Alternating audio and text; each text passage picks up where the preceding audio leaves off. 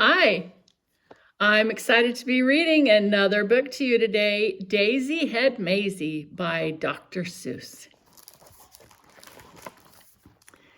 It's hard to believe such a thing could be true, and I hope such a thing never happens to you.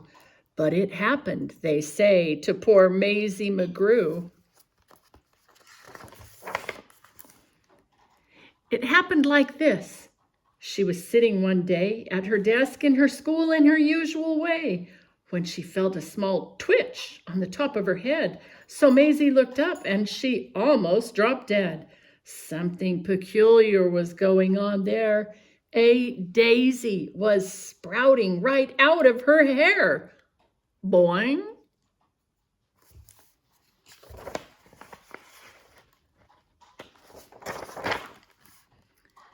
Behind her was sitting young Herman Butch Strudel. "This looks like a daisy up here on her noodle. It doesn't make sense why it couldn't be so. A noodle's no place for a daisy to grow." Then up spoke another boy, Einstein Van Tass, the brightest young boy in the whole of the class.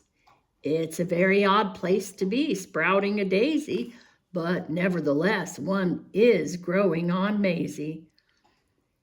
"Hey, look!" cried Butch. "Right here in this room, Daisy Had Mayzie. She's bursting in bloom."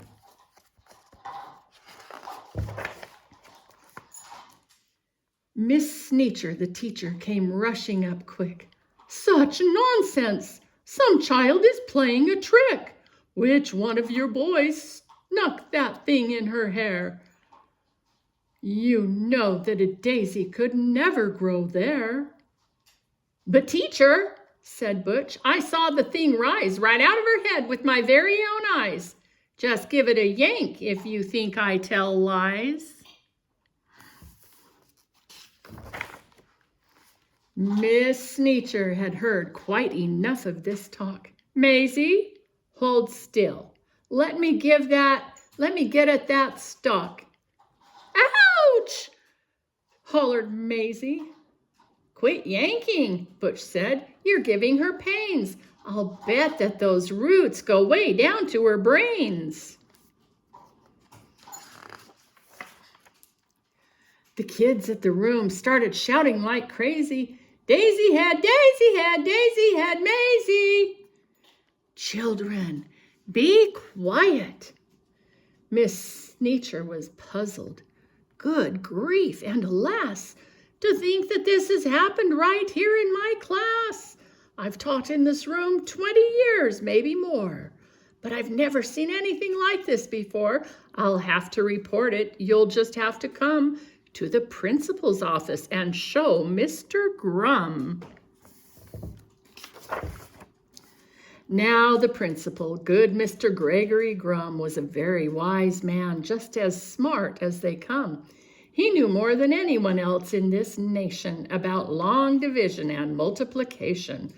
He knew all the answers, why oceans are deep, why skies are so high, and why mountains are steep.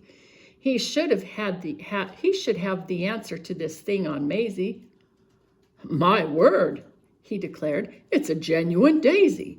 I've seen them quite often in fields growing wild, but never before on the head of a child. Now, what in the world ever made this thing sprout? I have no idea, but I'm going to find out." It says, "Daisies grow on the land. They grow between rocks. They grow also in sand." It mentions right here they can grow in a pot. But mention the head of a girl, it does not. Daisies, it says, sometimes grow in Alaska, also Missouri, Rhode Island, Nebraska. They grow in Japan and in Spain and Peru, in India, France, and in Idaho too. They grow in South Boston and also in Rome. But why should they grow on this little girl's dome?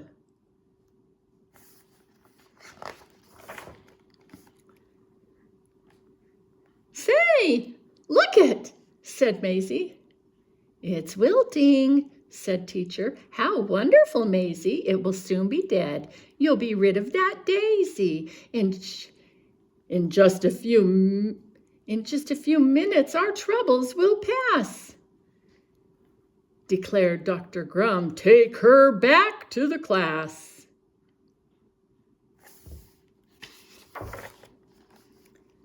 Then the principal saw a most terrible sight.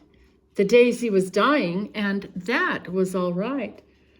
But that daisy was part of poor Mayzie McGrew, and Mayzie was starting to wilt away too. Teacher, said Grum, you know what I think? They're both going to die. Hurry, bring them a drink. This is a problem, said Grum with a frown. You take Mayzie away and you make her lie down. You lock her up tight in that room down the hall. There are quite a few numbers that I've got to call.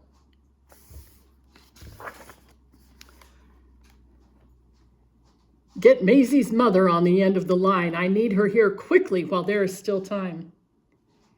Maisie's mom asked, what's all the fuss? Goodness to Betsy, I'll be on the next bus. A call to the shoe store reached Mr. McGrew. He answered while holding a customer's shoe. She is growing a what? I'm coming right there. And he ran out of the shoe store with no time to spare. A doctor should be here, the principal said, and an expert on plants like the one on her head. So he called Dr. Eisenbart, who said, Goodness gracious, a child with a head that is partly herbaceous? I simply must see this. I'll come over to you. And his patient, though shirtless, came to see it too. Then Grum called Finch, the florist, who grabbed at his shears. I'll be there as fast as my truck can shift gears. Meanwhile, poor Mayzie lay down on the couch. The daisy slumped down on its stem in a slouch. But the window was open because it was warm, and the sweet-smelling daisy attracted a swarm of bees. Bees, bees, bees.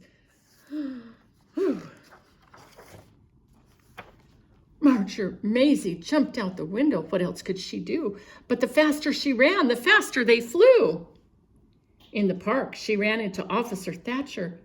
The bees on her heels were just starting to catch her. He said, Wait a minute, kid, I'll be right back, and left Mayzie alone to fend off the attack. But Thatcher returned with a fish bowl and bucket, into which went the fish from the bowl. Then he stuck it on top of her head. She felt like a fool. Kid, I am taking you back to your school. Principal Grum didn't know what to do. It's worse, cried Miss Sneecher, much worse than we feared. The daisy and Mayzie have both disappeared. Behind her came charging Mr. McGrew, chased by a customer chasing his shoe. Finch the florist, Dr. Eisenbart too, Dr. Eisenbart's patient, and Mrs. McGrew. Then the door opened, and in came poor Mayzie, wearing the fish bowl, protecting her daisy. Then Officer Thatcher, who looked all around, said, Anyone here know this kid that I found? Mama, cried Mayzie as she ran to her mother, but Mrs. McGrew stepped back with a shudder. I think I feel faint, she just managed to utter. Stand back, yelled the doctor as he looked about. Allow me some room to examine the sprout. The doctor approached, a stethoscope to his ear, but the wail of a siren was soon all he could hear. And then, without warning, the door opened wide, and who but the mayor should step right inside? At acting important, there was none to compare. He was best at long speeches, chock full of hot air. I promise, my friends, that if I am re-elected, the daisy on Mayzie will be disconnected. The law of our fathers is simple and sound. Daisies belong and should stay in the ground. The rest are illegal. We'll bar them from town. Then, just as the mayor finished his talk, Finch the florist began to quietly walk, and standing directly right behind Mayzie, said, I know the way to get rid of the daisy. So there's a flower between her two ears. I'll snip it off clean with my sharp pruning shears. But Mayzie, she saw him and let out a screech. She pushed him aside and raced out of his reach. Mayzie ran from the school, headed straight out of town. She came to a meadow and fell to the ground. With her head on her inner hands, she lay all alone. Her heart, it was broken. She could never go home. Nobody loves me. Nobody loves me. Nobody loves me, she cried. Nobody loved her? Poor Mayzie McGrew. It's hard to believe such a thing could be true. And maybe that's why, then, this daisy above, when Mayzie below began talking of love, well, you know about daisies. When love is in doubt, the job of a daisy is try and find out.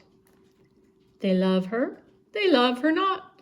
They love her not. Don't worry, Mayzie, said her daisy, as its last petal fell.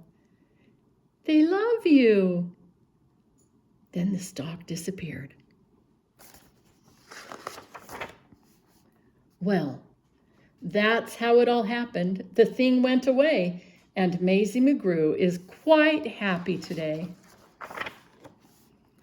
Back at her studies and doing just great in all of her subjects in room number 8. And concerning that daisy, you know that it never grew out of the top of her head again, ever. Well, it practically never popped up there again, excepting occasionally, just now and then, ting. And after all, I'm getting used to it. The end. What would you do if you had a daisy growing out of your head? I think I'd go outside and stand in the sunshine. Yeah. Have a great day. Mwah. Bye.